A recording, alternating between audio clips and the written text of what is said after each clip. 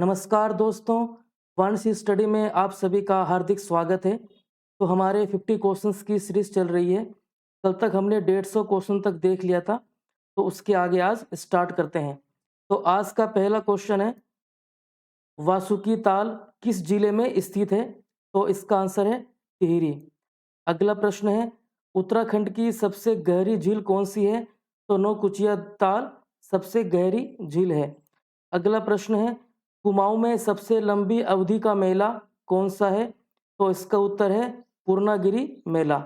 अगला है, रानीखेत टाउन की स्थापना किस वर्ष हुई थी? तो ये 1869 में हुई थी। अगला है, पृथक उत्तराखंड के लिए कौशिक समिति की स्थापना करने वाले मुख्यमंत्री कौन थे? तो इसका उत्तर है मुलायम सिंह यादव। अगला है, उत्तराखंड भाषा संस्थान कहाँ स्थित है? तो ये देहरादून में स्थित है, ध्यान रखना है। अगला है, गन्ना विकास संस्थान कहाँ स्थित है? तो ये काशीपुर में स्थित है। अगला है, सेंट्रल हिमालयन एनवायरनमेंट एसोसिएशन कहाँ स्थित है? तो ये नैनीताल में स्थित है। अगला है, उत्तराखंड सेवा निधि एवं पर्यावरण शिक्षा संस्थान किस शहर में स्थित है? तो ये अल्मोड़ा में स्थित है।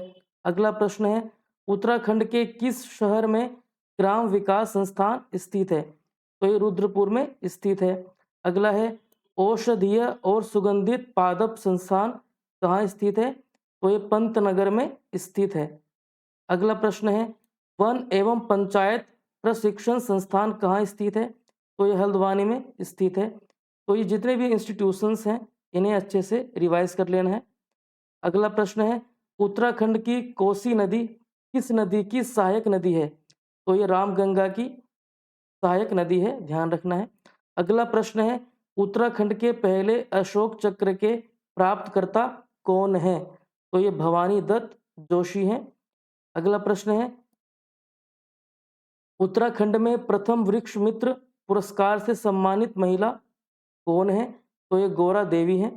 अगला प्रश्न है, उत्तराखंड में गांधी समुदाय पुरस्कार प्राप्त करने वाले पहले व्यक्ति कौन है? तो ये स्वामी राम हैं। अगला प्रश्न है, उत्तराखंड से पहला पद्म विभूषण प्राप्तकर्ता कौन है? तो ये घनानंद पांडे हैं। अगला प्रश्न है, उत्तराखंड से पहला पद्म भूषण पाने वाले व्यक्ति कौन है? तो ये है 1958 में कमलेंदुमती शाह को मिला था, ध्यान रखिएगा। अगला प्रश्न है, उत्तराखंड से पहला पद्मश्री पाने वाले व्यक्ति कौन है? तो ये छत्रपति जोशी हैं। अगला प्रश्न है, उत्तराखंड से पहला साहित्य अकादमी पुरस्कार प्राप्तकर्ता कौन है? तो ये 1992 में हमारे पेड़ अभी भी देहरा में उगते हैं के लिए रस्किन बॉन्ड को सम्मानित किया गया था। अगला प्रश्न है, राष्ट्रमंडल खेलों में पदक प्राप्त करने वाले उत्तराखंड के पहले व्यक्ति कौन है? तो ये हरि सिंह हैं। पिथौरागढ़ के एक मुक्केबाज हैं और इन्हें बॉक्सिंग के पिता के रूप में भी जाना जाता है, तो ध्यान रखिएगा। अगला प्रश्न है, उत्तराखंड से एशियाई खेलों में स्वर्ण पदक प्राप्त करने वाले पहले व्यक्ति कौन है? तो ये पदम बहादुर मल मुक्केबाजी में है, तो ध्यान रखिएगा। अगला प्रश्न है, उत्तराखंड से राष्ट्रमंडल और एसएएफ खेलों में सबसे अधिक पदक जीतने वाले पहले व्यक्ति कौन है? तो ये जसपाल राणा है, शूटिंग से संबंधित रखते हैं। अगला प्रश्न है, उत्तराखंड से भारत के पहले सेना प्रमुख कौन थे? तो ये विपिन चंद्र जोशी थे। अगला प्रश्न है, उत्तराखंड से भारत के पहले नौसेना प्रमुख कौन थे? तो ये देवेंद्र कुमार जोशी थे। अगला प्रश्न है, एवरेस्ट पर चढ़ने वाले उत्तराखंड के पहले व्यक्ति कौन है? तो ये हरीशचंद्र रावत हैं। अगला है, उत्तराखंड राज्य आयोग की पहली महिला अध्यक्ष का नाम क्या है? तो ये संतोष चौहान, ध्यान रखिएगा। अगला प्रश्न है, उत्तराखंड का कौन सा जिला सर्वाधिक राज्यों को स्पर्श करता है? तो वो है देहरादून। अगला प्रश्न है, देहरादून भारत के किन राज्यों को छूता है? तो यूपी और हिमाचल प्रदेश, तो ध्यान रखिएगा। अगला है, उत्तराखंड का कौन सा जिला दो देशों की सीमा को छूता है? तो वो है पिथौरागढ़। पिथौरागढ़ किन देशों को छूता है? तो वो है तिब्बत और नेपाल। अगला प्रश्न है, उत्तराखंड के कौन से जिले तिब्बत की सीमा को छूते हैं? तो वो 3 जिले हैं, पिथौरागढ़, चमोली और उत्तरकाशी। अगला प्रश्न है, नेपाल देश उत्तराखंड के कितने जिलों को छूता है? तो ऊधम सिंह नगर, चंपावत और पिथौरागढ़। तो ध्यान रखिएगा।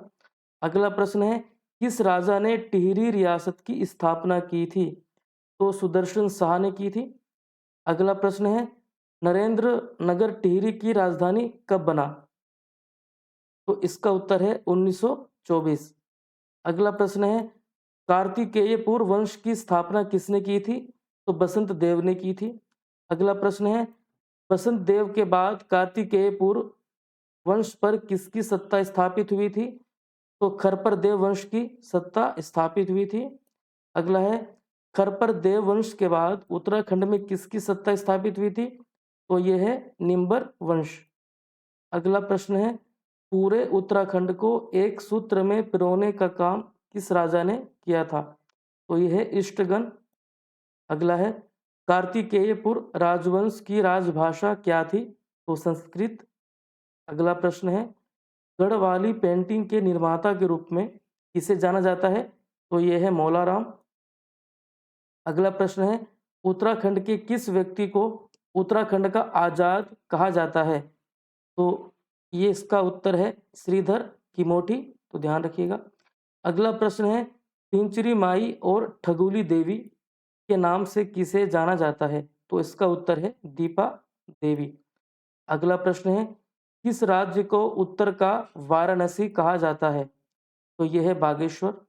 अगला प्रश्न है, उत्तराखंड में निचली पहाड़ियों से ऊपर की ओर लंबी पैदल यात्रा संभवतः वृक्ष अनुक्रम दिखाएगी। तो वृक्ष के नाम बताने हैं, साल, चिड़पाइन, देवदार और भोजपत्र। अगला प्रश्न है, पांडुकेश्वर ताम्रपत्र में वर्णित सत्यूरियों की राजधानी का नाम क्या है? तो कार्तिकेयपुर। अगला है, उत्तराखंड राज्य स्तरीय डेयरी प्रशिक्षण संस्थान उत्तराखंड के किस शहर में स्थित है? तो यह है हरिद्वार। अगला प्रश्न है, उत्तराखंड के जिलों को उनकी साक्षरता प्रतिशत 2011 के अनुसार आरोही क्रम में व्यवस्थित करें। तो ये हरिद्वार, उत्तरकाशी, टिहरी गढ़वाल और बागेश्वर। अगला प्रश्न है, 2011 की जनगणना के अनुसार अनुसूचित जनजातियों का सर्वाधिक प्रतिशत दर्ज किया गया। तो कहाँ किया गया? तो ऊधम सिंह नगर में किया गया। अगला प्रश्न है, उत्तराखंड पंचायत राज में महिलाओं के लिए आरक्षित सीटों का प्रतिशत कितना है? तो यह है 50। तो आज हमने 50 क्वेश्चंस को देख लिया है, जो कि उत्तराखंड अपर पीसी एग्जाम के लिए काफ़ी इम्पोर्टेंट है। नेक्स्ट लेक्चर में इसके आगे क्वेश्चंस को देखेंगे। Thank you so much.